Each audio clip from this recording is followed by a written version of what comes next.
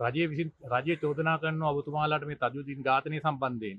ඇත්ත වශයෙන්ම මොකද්ද මේ සම්බන්ධව ඔබතුමාට කියන්න තියෙන්නේ? මම දැක්ක පොලිසිය මාධ්‍ය ප්‍රකාශකතුමා අධිකරණයේ හමුවේ කරුණු දක්වන්න ඕනේ කාරණයක් මාධ්‍ය හමුවේ කරුණු දක්වලා තියෙනවා. ඉතින් ඕනෑම සිද්ධියක් සම්බන්ධයෙන් සාධාරණ පරීක්ෂණයක් කිරීම තමයි කළ යුත්තේ. අපි අද අපි දකිනවා පොලිසිය සහ ආණ්ඩුව නීතිය පාවිච්චි කරලා පොලිසියට තියෙන ආණ්ඩුවේ බලය පාවිච්චි කරලා බොරු සාක්ෂි හදන්න උත්සාහ කරනවා. ඒක අපි දැක්ක පහුගිය කාලේ නාරම්පිට OIC මහත්තයා යහපාලන ආණ්ඩුව කාලේ ගත්තු නීතිමය ක්‍රියාමාර්ග සහ ඔහුගේ ප්‍රකාශය ඒ වගේම මුළුගිය තැන්න මහත්තයාගේ නඩුව සම්බන්ධයෙන් OIC මහත්මයෙක් මේ වෙනකොටත් අධිකරණ ක්‍රියාමාර්ගයක් අරගෙන තියෙන ඔහුට පොලිසියේ CID එකෙන් කරපු බලපෑම සම්බන්ධයෙන් තවත් පැත්තකින් අපි දැක්ක පහුගිය දිනකත් දෙමව්පියෝ දරුවා සහ දෙමව්පිය අතරත් යම් ප්‍රශ්නයක් හදන්නත් පොලිසිය කටයුතු කළා තියෙනවා. ඒ හින්දා පොලිසිය කළ යුත්තේ සහ ආණ්ඩුවට අසාමාන්‍ය විදිහට කඩේ ගිහලා ප්‍රොමෝෂන් ගන්න එක නෙවෙයි. ඒකෙන් වෙන්නේ හොඳ පොලිස් නිලධාරීන් සහ කීර්තිමත් පොලිස් නිලධාරීන්ටත් මේ චෝදනාව නැගෙනවා. ඒ හින්දා කරුණා කළා අපි පොලිසියනුත් ඉල්ලන්නේ පොලිසියේ ගෞරවය ආරක්ෂා කරන්න. බොරු සාක්ෂි හදන්න කියලා අමාරුවට එන්න එපා. දැන් දැක්කනේ ඊයේ වෙච්ච දේ. චඩුදීන්ගේ සිද්ධිය සම්බන්ධයෙන් බොරු සාක්ෂි හදන්න ගියා. පැය 24ක් යන්න කලින් අධිකරණයට දක්වන්න ඕන කරුණු මාධ්‍යට දක්වලා වැඩේ අනාගත්තා. ඒ හින්දා දැන්වත් සාධාරණ පරීක්ෂණයක් කරන්න. ඒක චඩුදීන්ගේ ආත්මයටත් කරන සාධාරණයක්. ඉතින් මම විශ්වාස කරනවා ආණ්ඩුව මේවට ඇඟිලි ගහන්න නැතුව. ඉතින් ආණ්ඩුවේ මම දැක්ක හැම මැති ඇමතිවරයෙක්ම පහුගිය දින කීපය තුළ ඔය ගැන කතා කරා. ඉතින් ඔය ගැන කතා කරනවා වගේම ඔබතුමාලා අර උපායධාරීන්ට දෙනවා කියලා පොරොන්දු වෙච්ච රස්සා ගැනත් පොඩ්ඩක් කතා කරමු. අර සංවර්ධන නිලධාරීන්ට එන්න කියලා ඒ කාලේ ගෙයින් ගෙට යවුවනේ ගුරුපත්තියම් ටික ඉස්තිර කරලා දෙනවා කියලා. ඒව ගැනත් අපි කතා කරමු. තරුණයන්ට රැකියාව දෙනවා කිව්වනේ, ලක්ෂ 12ට වාහන දෙනවා කිව්වනේ, විදුලි බිල අඩු කරනවා කිව්වනේ. ඉතින් ඔය ඇමතිවරු ඕවා ගැනත් කතා කරොත් හොඳයි. හැබැයි ඒව ගැන කතා කරන්න බැරි වෙනකොට අපිට චෝදනා කළා මේ එක සතියට එක එක්කෙනා පටලව ගත්තට හරියන්නේ නැහැ. දැන් පහුගිය කාලේ අපි දැක්කා වරායෙන් තමන් පන්නපු කන්ටේනර් ටිකේ පන්නපු කෙනාගේ නම අහනකොට ඒක තදුරින්ට මාරු වුණා. බෑ තදුරින්ගේ සිද්ධිය සම්බන්ධයෙන් තමන් හදපු ගොතපු සාක්කිය බොරු බවට පත් වෙනකොට දැන් විජේරාමගේ ගෙදරට මාරු වෙනවා.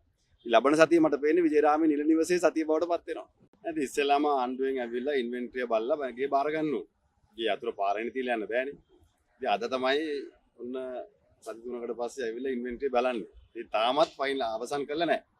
ඉතින් ඒ අය ඇවිල්ලා නැත්නම් පස්සේ ඇවිල්ලා ගියයි මෙන්න ආවල් එක තිබ්බා ආවල් එක තිබ්බේ නැහැ. ඉතින් ඒ වගේ කතා ගන්න ඕනේ නැහනේ.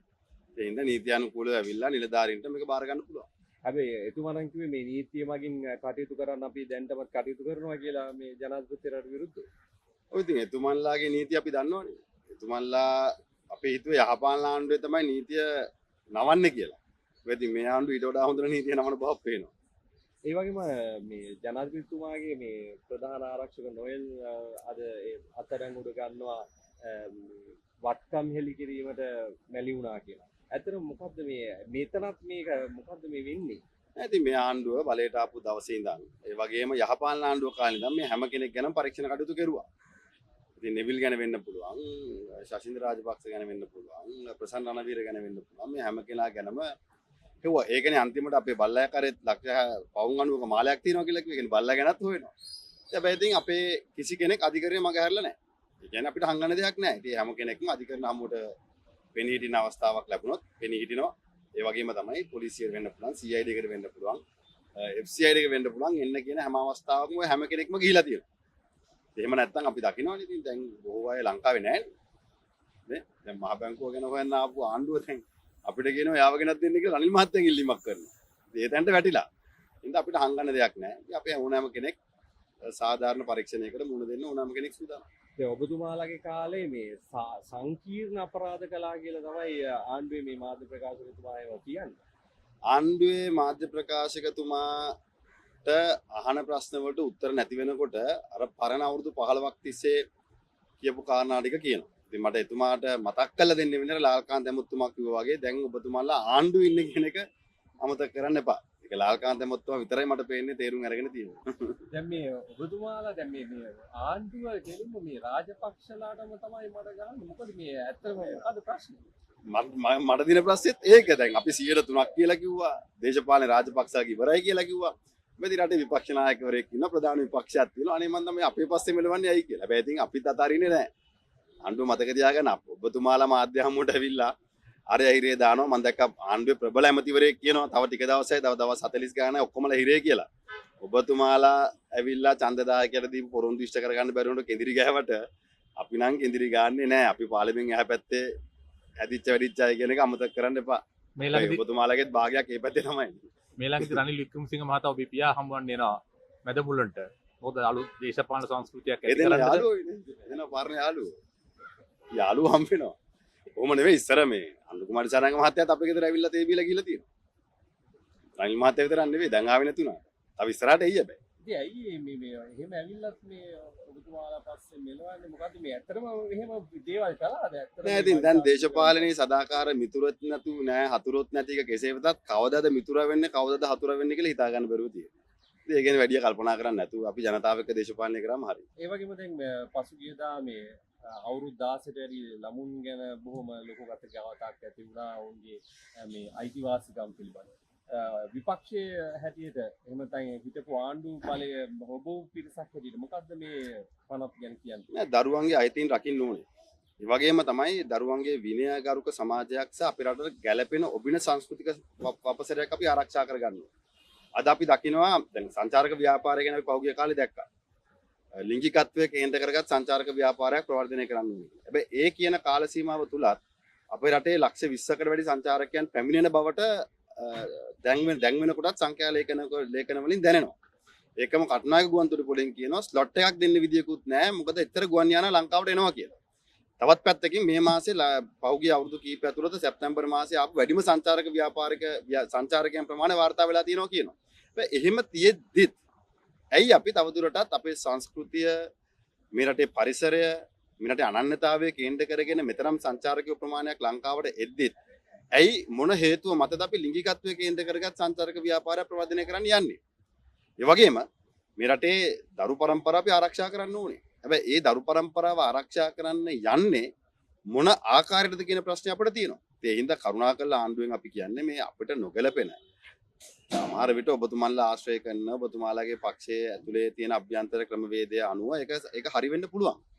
මේ රටට ඒක ගැලපෙන්නේ නැහැ. ඉතින් මේ රටේ ගැලපෙන අපේ අනන්‍යතාවය ආරක්ෂා කරන් අපි ඉස්සරහට යනවා මිසක් අපි අර නවීකරණය කරනවා කියන මුවාවෙන් බටහිරකරණය කරොත් මේ රට සමාජය සම්පූර්ණයෙන් විනාශ වෙලා යනවා. ඒ වගේ මේ රුපියල් 5000ක් දීලා මේ අවුරුදු 16 ළමයින්ට යන්න ඕන තැන ගිහිල්ලා දැන් ඒ කාලේ මට බැන්නේ රගර් ගස්සනවා කියලා. ඒ කාලේ මට බැන්නේ කොළඹ නයිට් රේස් එකක් කරා අපි සංචාරක ව්‍යාපාරය සහ ක්‍රීඩාව ප්‍රවර්ධනය කරා. තිස්සමහාරාමේ සුපර් ක්‍රොස් එකක් කරා. නාමල් බේබිට බෝල ගහන්න මේ ඔක්කොම කරා කියලා කිව්වා. හැබැයි ඉතින් නාමල් බේබි ළමයිව මත්ද්‍රව්‍යයෙන් මතෙන් සමාජයට නොගැලපෙන කාරණා වලින් ඈත් කළා ක්‍රීඩාවට ලං කරානේ. හැබැයි ඉතින් මට බැනපු අය රුපියල් 5000ක් දෙනවා තැන් තැන් වල යන්න. ඉතින් ඕක තමයි අපි දෙගොල්ලන්ගේ වෙනස. ඒ වගේම මේ ගුරුවරුන්ටත් නීති පෙරෙව්වා. ඒතකොට ශිෂ්‍යයින්ට දඬුවම් දීම පිළිබඳ. මොකද ඒක නේද? ඉතින් ගුරුවරයෙක්ගේ ගෞරවය ආරක්ෂා කරගත යුතුයි. අනිත් පැත්තෙන් දරුවන්ගේ විනය හදන්නත් ඕනේ.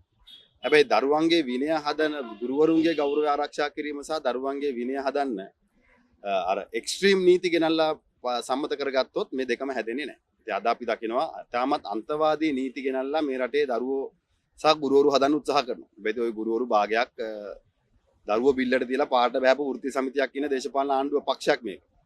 දරුවන්ගේ අධ්‍යාපනයේ බිල්ලට තියලා තමන්ගේ පඩි වැඩි කිරීම ඉල්ලපු ගුරුවරු තමයි මේ පක්ෂේ ඉන්නේ. ඉතින් ඒ සමහරට ආණ්ඩුව හිතනවත් දන්නේ අපේ පක්ෂියුන් ටික හදාගන්න මේ වගේ දැඩි නීතියක් දෙන්න වෙනව නැත්නම් මුංගෙන් අමාරුයි කියලා හිතනවත් දන්නේත් නැහැ. හැබැයි ඉතින් කෙසේ වෙතත් මම හිතනවා මේ පිළිබඳව දීර්ඝ වශයෙන් ආණ්ඩුව අදාළ පාර්ශවයන් එක්ක සාකච්ඡා කළ යුතුයි. දැන් මේ නාට්‍යවල ඊළඟ නාට්‍ය මොකක් වේද? මොකද අයවැය තියෙනවා හෙටන්නේ. නෑ ඊළඟට විජේරාමේ නාට්‍යයනේ. ඊට ලබන සතියේ කියන ඊළඟ සතියේ නාට්‍යය. පියා කොළඹ පැත්තට එන්නේ නැද්ද නැවත? එනවා පෞද්ගලික සතියේත් ඇවිල්ලා ගියා. ඉතින් අවශ්‍ය වුණොත් එනවා. ඒ වගේම ඉදිරි කාල සීමාව බලමු. මොකද ආරක්ෂාව ප්‍රධාන වශයෙන් ගන්න ඕනේ. ඉතින් ගමේ අපිට ආරක්ෂාව තියෙනවා. අපේ ගම මිනිස්සු අපිව ආරක්ෂා කරනවා. ඒක කොළඹත් අපිට ආරක්ෂාව තියෙනවා. හැබැයි ආරක්ෂිත තැනක් හම්බුනාම ඇවිල්ලා යන බෑ අතර වැඩ කටයුතු තියෙනවා නම් එනවා.